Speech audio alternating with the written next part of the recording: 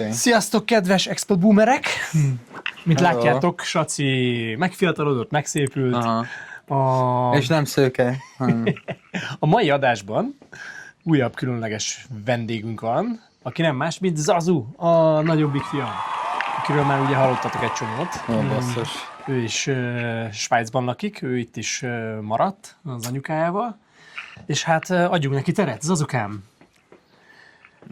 Mesélj arról, milyen volt neked ugye 4 évesen Svájcba kerülni, milyen emlékeid vannak arról az időszakról? Én még csak egy kicsit emlékszem Pestről, és emlékszem még mi az nem a kindergarten, hanem a Krippe. Bölcsöde? Bölcsöde, ahol még voltunk. Arra emlékszem még egy kicsit, aztán még a lakásunkra Pesten. És aztán amikor ide költöztünk, nem volt valami nagy csere, csak hogy nem tudtam németül. Azért ide betettek téged egy ilyen országba, ahol tök más nyelvet beszéltek. Azt te sokként élted meg, vagy ilyen természetes volt? Hogy Hát szerintem én 4 évesen még nem is voltam, ott még autopilóton voltam, úgyhogy még nem ismertem semmit, nem tudtam, hogy mit gondoljak róla. És voltam ugye egy francia, vagyis egyik tanár beszélt franciául is, úgyhogy kicsit úgy tudtam kommunikálni vele, és aztán valamikor csak felcippantottam a nyelvet is. Igen, Megtanultam, egy-két év alatt megtanultam németül. Akik esetleg nem látták az előző részeket, ugye a Zazu anyukája francia, ezért mi a családban magyarul és franciául beszéltünk, tehát jó kis mix. Ebből a nyelvből érkezve beestek egy svájci német közegbe, amiben az Zazunak 4 évesen, a testvérnek pedig 2 évesen, a Matyasznak el kellett kezdeni németül tanulni. Ugye mi német nyelvű iskolákba, bölcsödékbe, óvodákba raktuk a srácokat, és hát ebben szocializálódtak kőkeményen. És aztán amikor mire emlékszel az iskolából? Hogyan élted meg az iskolai oktatást, a család és a svájci közeg különbözőségeit? Hát jó, hát ott Leinbachban lehet, hogy osztályomban volt 3 igazi svájci, többi meg nem tudom, valami türk volt, meg vagy Afrikából jöttek, vagy... Tényleg? Úgyhogy volt, de Daniel, nem tudom, emlékszem rá, de volt azért, nem volt olyan full svájci iskola, mint most volt, amikor voltam 16 évesen a Hajmeszben, ott már inkább tudod, a svájci gyerekek voltak, meg olyan kicsit olyan pos. De én akkor még ez, nem tudom, nem láttam tényleg sulinak, hanem inkább egy olyan playground volt. Akkor még nem csináltunk sokat, és megvoltak a barátaim, jók is. Igen, jókat bandáztunk, akkor még ugye ünnepeltük a szülőnapokat a cimborákkal. Az nagyon jó volt, Meg az övéket is, úgyhogy gyakorlatilag volt évente legalább egy ilyen 10 kisebb-nagyobb banzán. Ja, és mindig bandáztam valakivel, vagy volt is John még, a szomszédunk, tudod, a Stagol. Ja, aztán valamikor átköltöztünk Küsznachtba, Leinbachból, 2012. Azt nem is mondtuk egyébként annak idején, még az előző részekben, hogy mi Zürichbe költöztünk, mint család, aztán ott laktunk 2006 és 2012 között, és 6 év után váltottunk a Zürich-hító egyik oldalára a másik oldalára. Küsznacht nevű kis település, ami arról híres, hogy Tina Turner is ezt a falut választotta lakóhelyéül, már idősebb korára, és aztán szegény itt is tért nyugovóra. A költözés kapcsán neked ugye megmaradtak ezek a régi barátaid, vagy hogyan sikerült neked a kapcsolatokat megtartani a zürichi Leinbachi cimborákkal? Szerintem 1-2 évig biztos még megmaradt a kapcsolat, aztán nem 2 évvel később aztán elmentem egy napra a suliba, arra emlékszem még, vagy 1 évvel később kb. De amúgy soha nem tartottam meg tényleg a kontaktot velük, csak a Charlotte-tal, tudod, aki is szokott jönni még ide. De jó, hát ő nem volt osztálytársam, de... De jó barát. Ja, és de amúgy nem... Soha nem tudta, hát ott még 10 évesen nem tudta, megvolt nem tudom, ott mindenki, ott Vibernek még nem kellett telefonszám, úgyhogy mindenki Viberen volt akkor még. Úgy írogattam kicsit a társakkal, de... Igen, mert az 12-13 évesen már mindenkinek volt telefonja az általában. Jó, de ott még 10 éves voltam, és ott az iPodon, tudod, nem is volt telefonszámom, vagy telefonom, úgyhogy úgy tartom kicsit a kapcsolatot, de soha nem nem volt valami, soha nem bandáztam újra valakivel, vagy írtam újra rá. És a Saci szereti megkérdezni, a Matyasztól is kérdezett valami ilyesmit, hogy ugye beszélsz magyarul, franciául, németül, angolul. Az alapnyelvek közül, amit a családodban hallottál, ugye a magyar és a francia, plusz ugye a német az iskolában. Melyiket tekinted a főnyelvednek, anyanyelvednek? Hogyan éled meg ezt a sok nyelvűséget? Hát nekem anyanyelven meg mindig a francia, meg magyar. Szerintem legjobban beszélek németül, mert minden nap németül beszélek, német suliban voltam. Aztán jön szerintem a francia, mert jó, hát az is volt suliban, és hát azt minden nap beszélem anyával is, vagyis csak anyával, úgyhogy ott sem a szókincsem az nem a legjobb, de az a azért jobb, mint a magyar szókincsem még. De ahhoz képest, hogy csak velem beszéltek magyarul, te meg a Matya, ezt nagyon jól beszéltek magyarul, meg teljesen el tudunk beszélgetni mindenről, néhány szóra emlékeztetni kell a srácokat, de egyébként... Vagy ha nem ismerem, akkor németül mondom is. Azért jó Magyarországon, de eléggé sokan tudnak egy kicsit németül, úgyhogy... Vagy angolul. Úgyhogy nem annyira nagy probléma, hanem nincs meg. És milyen érzés neked például visszamenni Magyarországra? Ugye Brötányból származik anyukád, Brötányba, Franciaországba, ezeket milyen érzésekkel éled meg? Hát Brötányban, amikor oda visszamegyek, mindig az, hogy jó, oké, megyek szörfözni, vagy nem... Mert már nincs tényleg család Brötányban. Hát az unokatesók. Hát ja, igen, unokatesók még megvannak, igaz. De az is már nem ugyanaz, amikor szoktunk menni, amikor kicsik voltunk, ott voltunk, és mindig csináltunk valamit valakivel. És ha most visszamennék, inkább az van, hogy ott vagyok és chillezek, vagy szörfözök, vagy likával megyek inni egy sört valahova, vagy... Mert nem az a nagy családi találkozás, mint szokott lenni. Úgyhogy kicsit más most, de szeretsz visszajárni. Ja, igen, szeretek visszajárni, és Magyarországra is szeretek visszajárni, de mindig olyan furcsa, kicsit nem érzem magam nagyon otthon igazán, vagyis már nem annyira. Hát nehéz azért, ugye 2006 óta eltelt 19 év, mióta az életed nagy részét külföldön töltötted életvitelszerűen, visszajárni ugye nagyszülőkhöz, barátokhoz, a mi barátainkhoz, igazán jól jártatok, de nektek nem alakult ki egy olyan kötődés. És minek érzed magad egyébként? Te ki vagy? Mint Labüszér Zalán. Hát ha emberek kérdezik, akkor mindig azt mondom, hogy svájci vagyok. Tehát csak papíron vagyok svájci, igazából nem vagyok igazi svájci. Akkor is, ha úgy viselkedek, mint egy svájci. Az miben nyilvánul meg? Hogy nem fekszik neked a svájci mentalitás, Zazu, egyébként? Mert tudod, hogy mi sokat szenvedtünk fel, én legalábbis. Hát mondjuk, hogy én szeretek csapból vizet inni. Mert mint Magyarországon vagy Franciaországban, ahol inkább vizet veszel. Magyarországon egész jó. Jó, ott azért egész jó, igen, de Franciaországban ott inkább nem akarok csapból inni.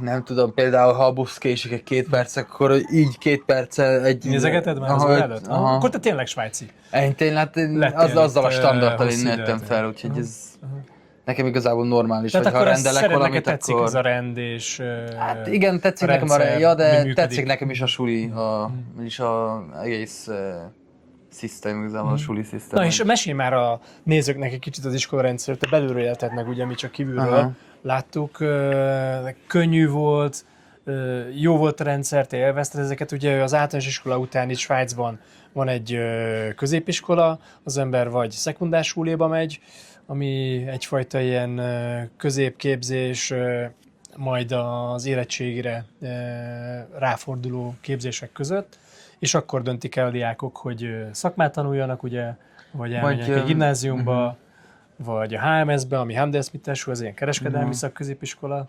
Ez a Wirtschaftsschule, ez ilyen gazdasági schule. Tehát egy gazdasági szakközépiskolába jártál. Ott mivel foglalkoztatok? Mi volt benne a speciális? Hát az eléggé az volt a speciális benne, hogy ez tényleg olyan, el is felejtettem a szót, hogy mi az a Wirtschaft, gazdaság. Tényleg vannak olyan gazdasági tantárgyak, mint a könyvelés volt, és mi volt az a Wirtschaftsunrecht?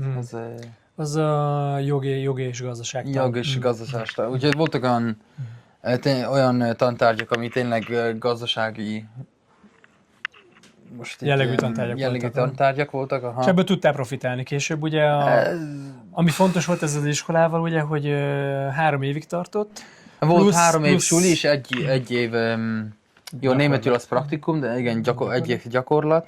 És aztán volt, és itt van egy, nálunk a diplomnak az a neve, hogy egy EFZ, egy Eidgenössische Fähigkeitszeugnis, és ez igazából mint a standard Svájcban, hogy az megvan, vagy az van, vagy egy matúra, és a Handelsmittel suliban az volt a jó, hogy volt 3 év suli, az az EFZ, vagyis az az EFZ, aztán még egy év gyakorlat, és azután megvan egy berufsmatúra, az egyel alatta van a normális, a gimnáziali matúra gimnáziumi érettségi, hogy lefordítom, hogy ez a Eidgenössische Fähigkeitszeugnis, az egyfajta diploma középfokú végzettség, ami még nem érettségi, egy ilyen képességteszt, és ezután lehet letenni egy érettségit, ugye?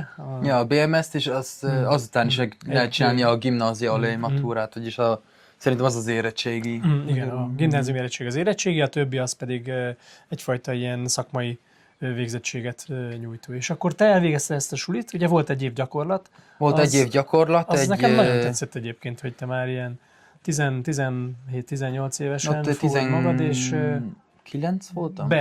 Beállsz az egyik céghez dolgozni konkrétan, ugye? Ja, egy évig, és én azért választottam azt a sulit, mert én 15 évesen basszus, én még nem tudtam, mit akartam csinálni, nem akartam valami elektroműszerésznek lenni, vagy egy konfisszer valami pékségbe menni dolgozni, én nem tudtam, mit akartam csinálni, és gondoltam, jó, ez a legjobb opcióm, hogy menjek még egy 3 évig suliba, vagyis aztán 4 év ez egy suliból. nagy különbség, bocsánat, hogy közbevágok. A magyarországi rendszer ugye arra van kihelyezve, hogy mész az érettségi irányába, leérettségizel és lehetőség szerint tovább tanulsz valamilyen egyetemre. Svájcban ez teljesen relatív. Tehát vannak, akik 15 évesen elmennek szakmát tanulnak, aztán 6-8 év múlva ráeszmélnek, hogy nekik még tanulni kellene, akkor elmennek egy érettségire, azt gyorsan leteszik, utána tovább tanulnak, tehát Svájcban a rendszer az sokkal inkább átlátható, átjárható, mint sem Magyarországon, és itt tök természetes, hogy valaki már 15 évesen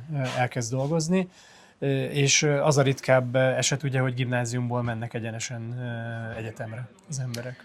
Az azért még elég standard az is, hogy gimnáziumban, most inkább kevesebben mennek, igen, de az a jó a svájci rendszeren, hogy mindegy, mit csinálsz, ha mész már dolgozni 15 évesen, vagy csak 18-19 évesen, hogy mindegy hány éves, hogy mindig... Meséld el, hogy volt neked például. Ugye megcsináltad ezt a berufsmatúrát, aha, igen, hol mentél dolgozni, mivel foglalkoztál? Megcsináltam a berufsmatúrát, aztán mentem egy évig gyakorlatra egy céghez, és az egy... németül az a neve, hogy egy Ermittlungsbüró, egy olyan... Egy magánnyomozó cég volt magánnyomozó cég, egy privát volt.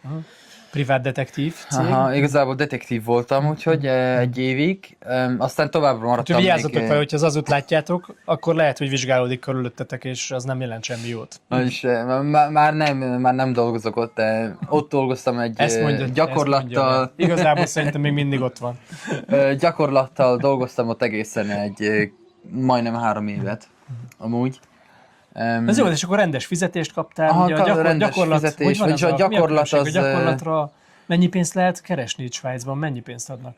Gyakorlat, ha BMS után csinálsz egy gyakorlatot, vagy úgy BMS közben csinálsz egy gyakorlatot, vagy a 3 év suli után csinálsz egy gyakorlatot, de mert a suli után jössz, kerestem egy 1500 frankot.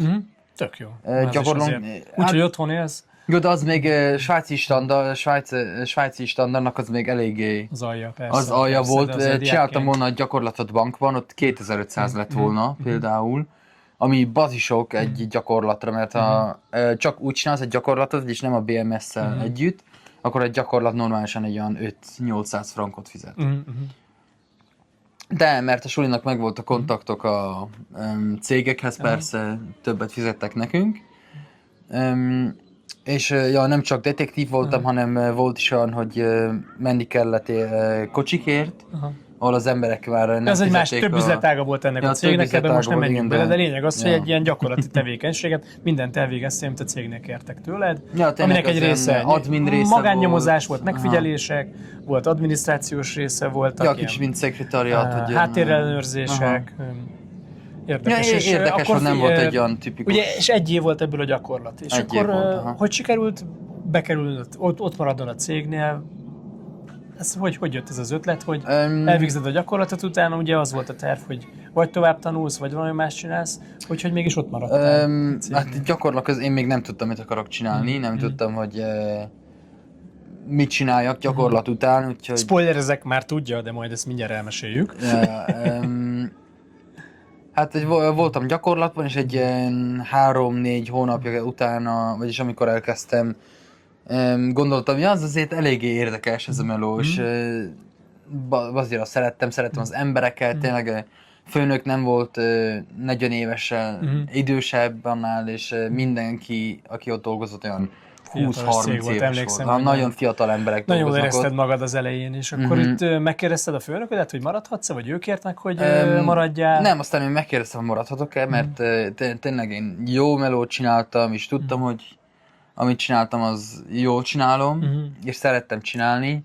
Aztán rákérdeztem, hogy figyelj, egy olyan 4 hónappal mielőtt befejeztem a gyakorlatot, megkérdeztem, jó figyelj, én nagyon szeretek itt dolgozni, van-e lehetőség, hogy tudjak maradni. Aztán mondta, hát ja, persze, megnézem, vagyis megbeszélem még vagyis volt 2 főnököm igazából, az egyik egy olyan...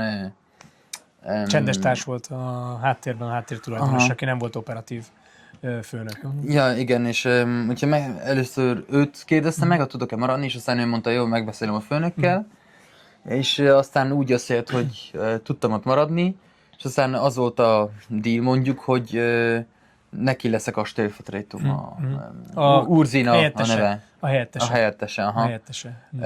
És úgy kezdtem el a igazi melőt. Közvetlen főnököd, a csoportvezetőd, ja, volt a aki megkérdezte a cégnek az ügyvezetőjét, igen. Hogy maradhatsz, és akkor ott dolgoztál további 2-3 évet. Még egy és fél évet, majdnem 2 évet, vagyis nem volt egészen... Na és akkor hogyan világosodtál meg? Mert ezen szerintem nagyon sok fiatal átmegy, mint ahogy te is, hogy fogalma sincs, hogy mit kezdjen magával. Hogyan jött nálad ez, és mivel foglalkozol most? Na hát valamikor a IT csávó, aki ott dolgozott, valamikor keresett egy új melót, mert befejezte ő is az egyetemet, aztán de ez normális, mindenki tudta, hogy el fog zúzni, meg hogy elhúz onnan, és engem már mindig érdeklődött ez a minden, ami komputer, meg hogy működik, vagy ha most például valami applikáció... is mindent megszerelt az gyakorlatilag. Ja, most is még minden megszerelek. Mai napig ő az, akit megkérünk, hogy bármit bütyköljön, hogyha olyan van. Ja, és aztán a főnököm megkérdezett engem, hogy át tudom-e venni az IT-t, vagy olyan kis problémákat. Aztán gondoltam, ja, miért ne? Megcsinálom, és volt egy olyan slotom szerdánként a reggel, hogy van időm olyan IT-s cuccra. És akkor belástad magad egy kicsit? Jobban. Ja, aztán belástam magam egy kicsit, és rájöttem, hogy ja, ez nagyon tetszik ez a téma, az egész téma, és főleg most AI-jal, meg cyber security, az nagyon érdekelt engem, úgyhogy gondoltam, jó, keresek valami egyetemet, ahol tudok olyan valami informatikai cuccot tanulni.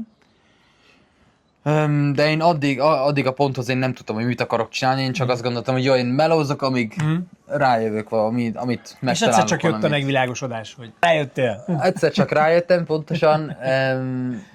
És az akkor is volt, amikor rájöttem, hogy igazából a főnököm azért szimpi a srác, de egyszerre köcsög is eléggé, mondjuk. Hát figyelj, sok ilyen főnök most. Ja, de mindig, amikor volt valami ezt meg kell nyomkozó, vagy mi az? Nyomozás, valahol, akkor már nem voltál tényleg ember neki, hanem inkább egy... mi az? Egy objektum, egy tárgy, egy ügynök. Tényleg csak egy ügynök, hát igen, ahol mondta, hogy jó, te most ezt csinálsz addig, és akkor már volt is olyan, hogy 2 óráig reggel kellett melóznom, vagy valami, és én akkor is, ha mondtam neki, hogy hey, én nem akarok későn hazaérni, akkor is, ha nem volt tervem. Csinálni kellett. És aztán mondta, hogy de. Na jó, És nekem akkor kezdett, hogy rájöttem, hogy ezt nem. egy bizonyos ideig tolérálja az ember, egyszer-kétszer ilyen, megcsinálja, de rendszeresen nem. És akkor... Nem, rendszeresen nem. Akkor mi történt? Visszaálltál az iskolába, és kiszálltál a melóból, ugye? Ja, kiszálltam a melóból, aztán elkezdtem az egyetemet, és ott először medicin informatikát Orvosi informatikát? Orvosi informatikát tanultam, de aztán nekem az túl sok olyan orvosi témák voltak, vagy nem tudom, és nem volt nekem elég olyan IT-affin.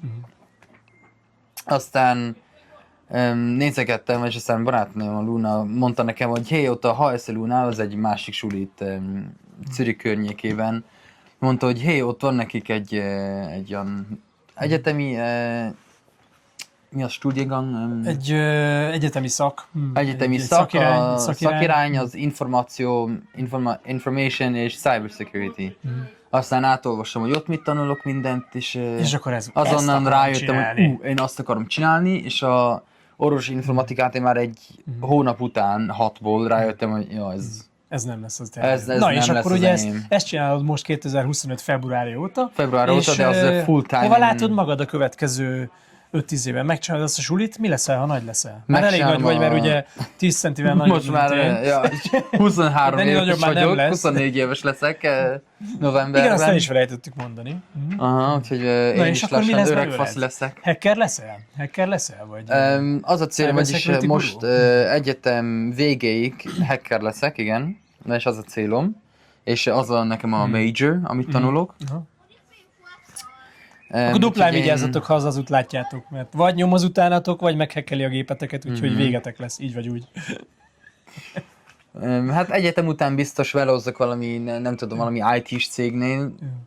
Lehet, hogy valami banknál a cybersecurity. Hát jön, alakul az majd. Majd meglátjuk. Tudod, nekem is úgy alakult az életem, hogy ja, lépésről igen, de lépésre. én jól el tudom képzelni magam, és hogy freelance cuccokat én sem csináljak. tudlak képzelni bárhol. Meg Én is, és aztán annyi sokat tanulok, én tanulok is website-ot csinálni például, úgyhogy lehet, hogy olyasmit is fogok csinálni, hogy hobbiként, hogy csak csinálok valami website-ot. Olyan misztifikált, meg misztikus dolgok a legtöbb embernek, hogy mindig lesz rá. Ja, úgyhogy na az azukán.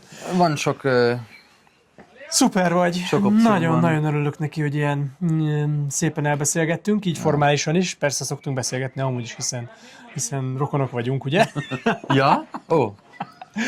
Köszi szépen még egyszer. Na, szívesen. Kívánom neked, hogy minden terved, vágyad teljesüljön, és nagyon sikeres fiatal és idősebb ember is legyen majd. Köszönöm. Köszönjük nektek a figyelmet, reméljük, hogy élveztétek, ez is egy élettörténet, az Azujé. Csak kezdődik. És még mennyi van belőle, még legalább az 5-szöröse. Remélem meg egy 60 év. Van nagyjából. És köszönjük szépen. Iratkozzatok fel a csatornára, lájkoljátok a videókat, és gyertek vissza, és kommentáljátok is, és gyertek vissza a következő részekre. Sziasztok! Sziasztok!